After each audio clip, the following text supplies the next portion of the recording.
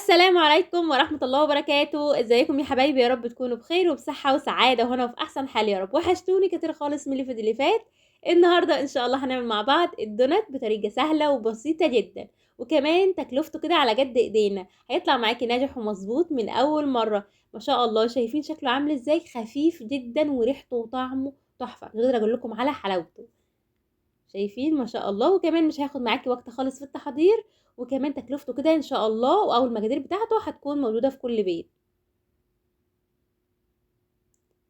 تعالوا اوريكم شكله من جوه عامل ازاي. ما شاء الله خفيف جدا.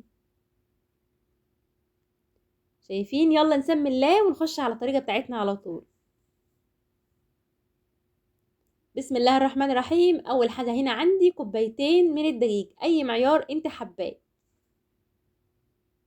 معايا كوبايتين من الدقيق، نزلت كده في العجان بتاعي. لو مش عندك عجان على ايدك عادي. معلقه كبيره من الخميره، معلقه كبيره من السكر، ذرة ملح على طرف المعلقة كده ملح، وكمان نص معلقة كبيرة من البيكنج باودر. وهنا عندي معلقتين كبار من السمنة، كمان السمنة بتاعتي مش سايحة، سمنة عادية. عندي بياض بيضة، مش بيضة كاملة، أخدت البياض بس. وكمان ذرة فانيليا. وعندي بالظبط كوباية الا ربع، الكوباية اللي أنا عايرت بيها الدقيق أخدت كوباية الا ربع بالظبط من اللبن. عندي اللبن دافي علشان احنا في الشتاء. واحدة واحدة كده زي ما انتوا شايفين.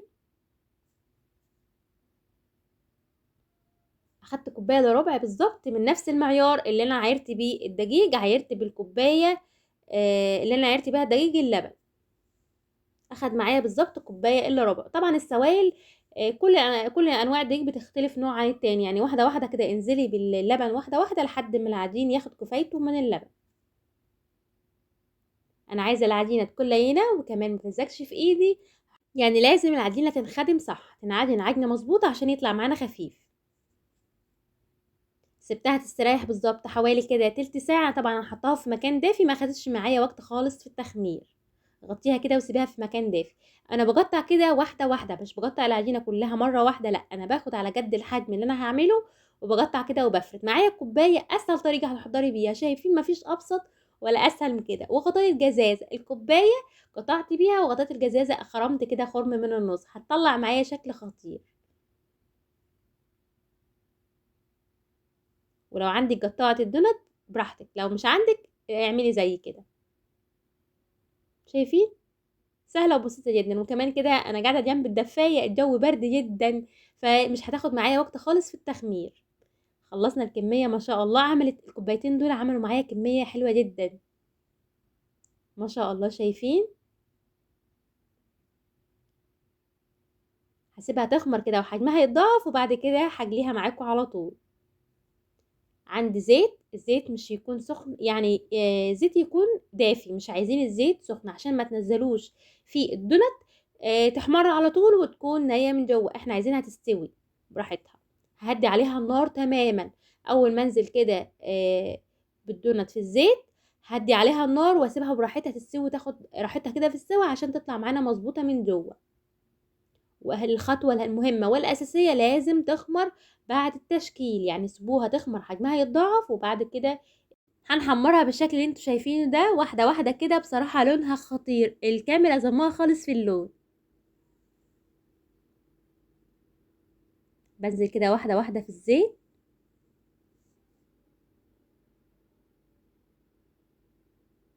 ما شاء الله، شايفين لونها؟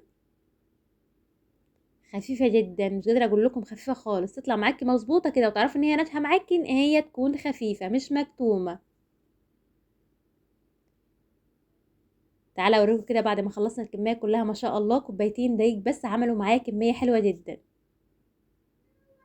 هتعملي حاجة حلوة للولاد كده. وكمان لو حابة تخمريها بسرعة، هتشغلي الفرن بتاعك دقيقتين كده يدفى معاكي، وبعد كده اول ما يهدى هتدخلي العجينة بتاعتك على طول، هتحطيها كويس وتدخليها. هتاخد معاكي بالظبط ربع ساعة في التخمير. هفتحها كده بالشكل ده. وعندي شوكولاتة عاملاها على حمام مية سخنة، او بتجيبي ميه سخنه من السخان من اكتر من اعلى درجه حراره، وهتحطي الشوكولاته بتاعتك في كيس، وهتنزلي الشوكولاته بالكيس كده في الميه السخنه بتسيح على طول.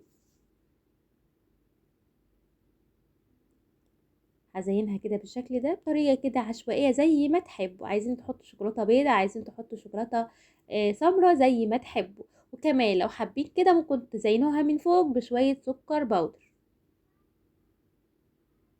المتاح عندك اعملي بيه. اتمنى تجربوها، انا متاكده لو جربتوها بالطريقه دي هتعجبكم جدا، وهتكون معاكم مظبوطه وخفيفه وطعمها خطير. بصراحه تستاهل ان انتوا تجربوها. شايفين شكلها عامل ازاي؟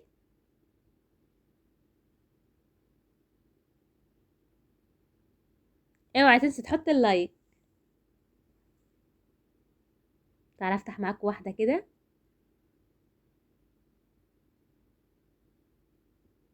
شايفين طريه ازاي؟